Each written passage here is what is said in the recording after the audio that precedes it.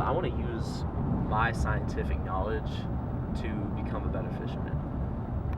In the following videos, you will join us on a journey with the Applied Ecology class, guided by Dr. Linda Bowie, to the small coastal town of Buras, Louisiana.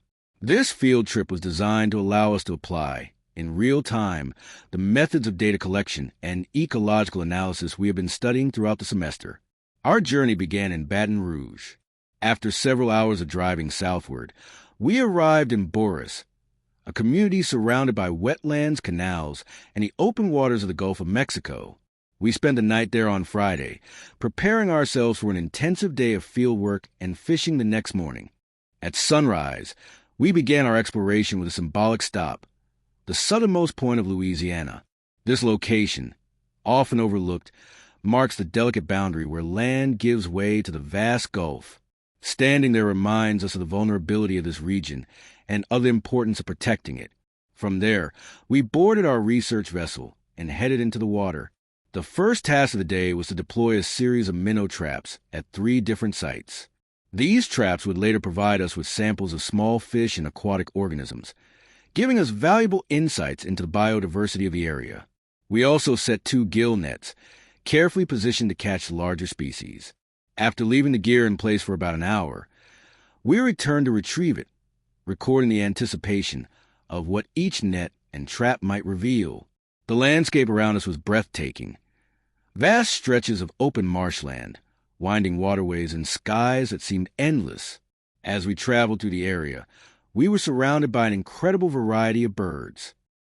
Where all the sediment is going, they're spending a lot of money dredging so that they can keep shipping going. It's at a minimum it needs to be 49 feet, but they really like 51 feet at the in Southwest Pass. Sometimes talking to us.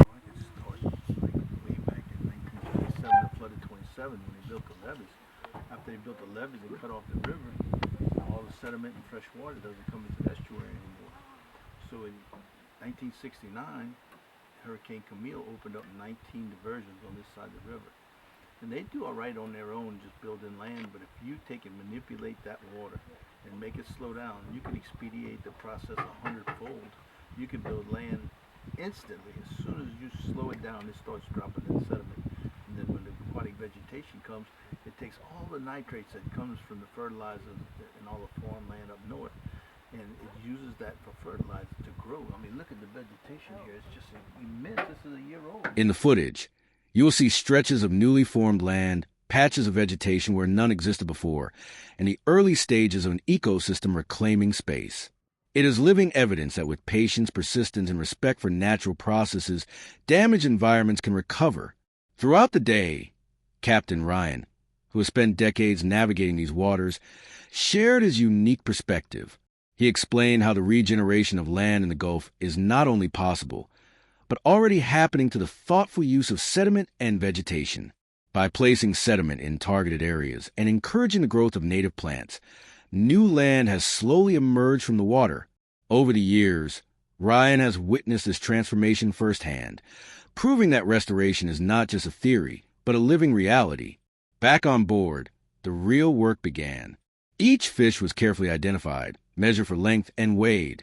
These data points, though simple on their own, come together to build a picture of the health of the ecosystem. Which species are thriving?